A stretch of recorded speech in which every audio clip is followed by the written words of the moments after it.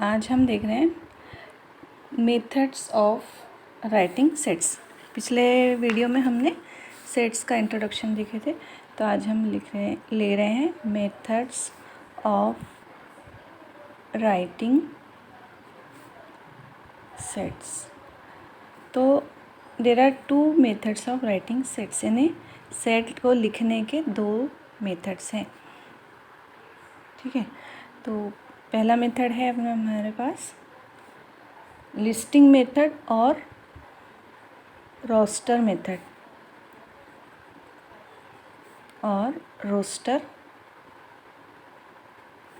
Method. जैसे कि नाम से पता चल रहा है हमको लिस्टिंग मेथड, यानी इसमें हमको जो एलिमेंट्स रहते हैं सेट के उसकी लिस्ट बना के हम लिखते हैं कॉमा लगा लगा के। दूसरी बात, इसमें जो लेटर जो एलिमेंट सेट में जो एलिमेंट्स है अगर वो रिपीट हो रहा है तो उसको सिर्फ एक ही बार लिखते हैं, हमको हर बार लिखने की ज़रूरत नहीं है। और इसमें ऑर्डर इम्पॉर्टेंट नहीं है। जैसे for example the set of odd numbers between 1 and 10 ये लिख रहे हैं हम। तो फॉर एग्ज़ाम्पल हमने इसको ए से डिनोट करें और ये करली ब्रैकेट बनाना पड़ता है इसमें। अब ऑड नंबर 1 and 10 के बीच में क्या है, 1 है, 1 and 10 के बीच में तो 3 है, 4 नहीं है, 5 है, उसके बाद में 7 है और 9 है। ठीक है, 3, 5, 7, 9 ये हमने ऑर्डर में लिखे, यानी 1 के बाद ऑड नंबर कौन सा है, 3 है, फिर उसके बाद 5 है, फिर 7 है, फिर 9 है। तो ये एक ऑर्डर में लिखे हमने, जिस ऑर्डर से आते। तो इसमें ऑर्डर इम्पॉर्टेंट नहीं है, यानी इसको हम ऐसा भी लिख सकते हैं 9, 5, 7, 3 ये भी लिखे तो ये करेक्ट है। यानी ऑर्डर इम्पॉर्टेंट नहीं है, एलिमेंट्स उसमें कौन कौन से आ रहे हैं ये लिखना इम्पॉर्टेंट है। तो ये हो गया एक एग्जांपल, ये है लिस्टिंग मेथड। जैसे हम एलिमेंट्स लिख रहे हैं उसको कॉमा लगा लगा के लिखते हैं करली ब्रैकेट में। ठीक है, तो इसके अलावा अभी हमने बताया आपको कि कोई एलिमेंट, जैसे इसमें तो कोई एलिमेंट रिपीट नहीं हो रहा ना, एक ही बार लिखते हैं हम। फॉर एग्ज़ाम्पल हम लिख रहे हैं रिमेंबर।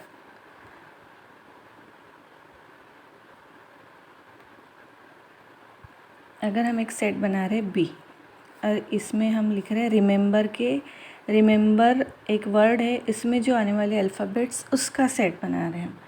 तो उसमें क्या आता, रिमेंबर बोले तो REMEMBER, यहाँ E 3 बार रिपीट हो गया, M 2 बार रिपीट हो गया है ना, तो इनको R भी रिपीट हुआ, तो इनको रिपीट होने वालों को हर बार लिखने की ज़रूरत नहीं है। इसमें क्या है, R है, E है, M है और B है। ये हो गया हमारा रिमेंबर में आने वाले अल्फ़ाबेट्स का सेट। तो जो रिपीट हो रहे हैं उनको हर बार लिखने की ज़रूरत नहीं, एक ही बार लिखना पड़ता है। ठीक है, ये हो गया हमारा लिस्टिंग मेथड। दूसरा है हमारे पास में रूल मेथड और set builder form. Rule method और सेट बिल्डर फॉर्म। ठीक है, तो इसमें हमको एलिमेंट्स को, जैसे हमने यहाँ लिस्टिंग में लिस्ट बना के लिखे वैसा लिखते नहीं, इसमें कोई एक जनरल एलिमेंट लिख लेते और फिर एक लाइन लगा के, वर्टिकल लाइन लगा के या फिर कॉमा लगा के उस एलिमेंट के बारे में डिस्क्राइब कर देते हैं हम। जैसे हम देखते हैं फॉर एग्ज़ाम्पल ए, ये है सेट और ये सेट है x का, such that x belongs to n, और यहाँ कॉमा लगाए। अब ये लिखे हमने 1 is less than x less than 10। ये हो गया हमारा सेट, ये हो गया हमारा रूल मेथड या फिर सेट बिल्डर फॉर्म इसको बोलते हैं हम।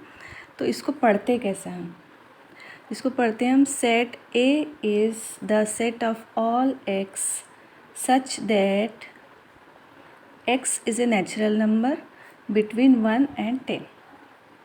ठीक है, x जो है 1 से बड़ा है और 10 से छोटा है, यानी 1 और 10 के बीच में आने वाले सारे नेचुरल नंबर्स का सेट है A। ठीक है, set A is the set of all x such that x belongs to n, यानी नेचुरल नंबर के सेट को बिलोंग करता है। सच दैट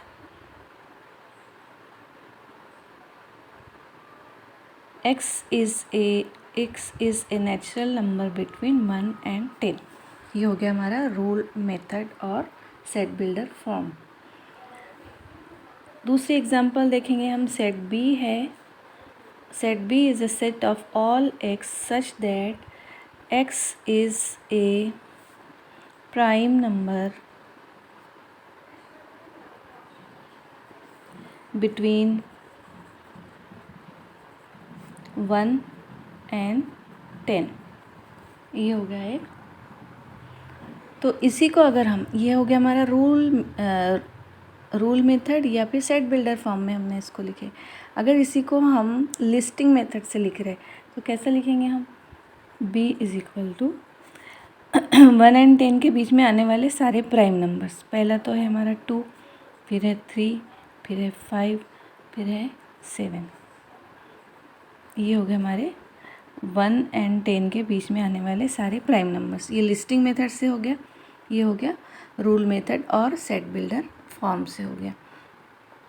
ठीक है, उसी तरह से हम देखेंगे क्यू हमने कल आपको बताया था कि Q is the set of all rational numbers. ठीक है, तो Q is the set of rational numbers. इसको हम कैसे लिखेंगे, ये एग्जाम्पल फर्स्ट हो गई, ये सेकंड हो गई और ये थर्ड हो गई हमारी।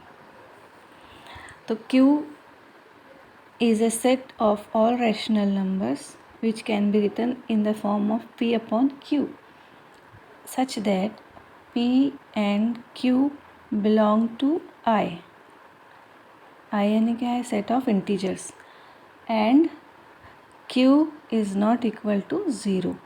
q is a non-zero number। ठीक है, p upon q लिख रहे हैं तो जो नीचे वाला है q है वो 0 नहीं होना चाहिए, तो ये सेट ऑफ रैशनल नंबर में आएगा। इसको पढ़ेंगे कैसे हम, Q is the set of all numbers in the form of P upon Q such that P and Q are integers, या P and Q belong to set of integers where Q is a non zero number. ठीक है, तो ये हो गए हमारे कुछ sets. अब हम देखेंगे रूल मेथड से और लिस्टिंग मेथड से एक ही सेट को किस तरह से लिखा जा सकता है। तो ये हम देखते हैं, फिर नेक्स्ट पेज पे देखते हैं हम इसको।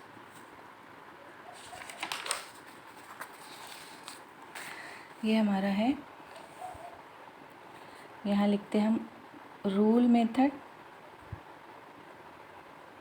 और इधर लिखते हैं हम लिस्टिंग मेथड।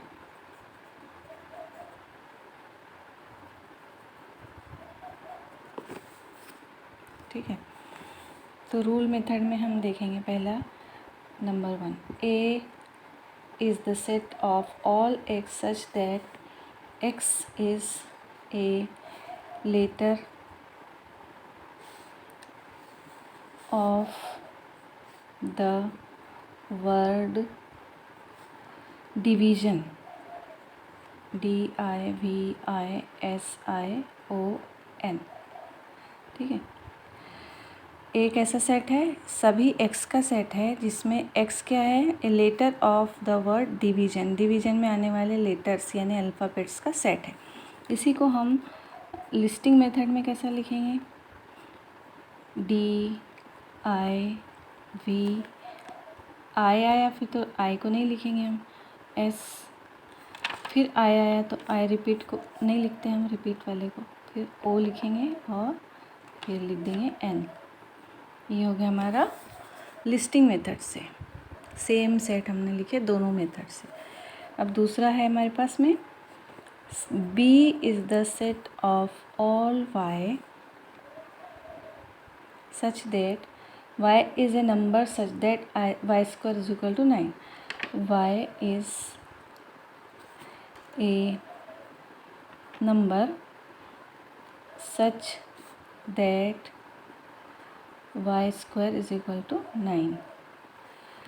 तो इसको लिस्टिंग मेथड में कैसे लिखेंगे हम? b is the set of -3 and 3, यानी Y square is equal to 9, यानी -3 का स्क्वायर करेंगे तो भी 9 आएगा, 3 का स्क्वायर करेंगे भी तो 9 आएगा। उसी तरह से हम देखेंगे third set, C is the set of all Z such that Z is a multiple of 5. Z is a multiple of 5 and is less than 30 and is less than 30. तो इसको हम लिस्टिंग मेथड से कैसे लिखेंगे? 5 के multiple, 5 1 ज़ा 5, 5 2 ज़ा 10, 5 3 ज़ा 15, ऐसा करके 30 से छोटे वाले, ठीक है। तो ये आ गए 25 तक के हो गए इसके मल्टीपल्स।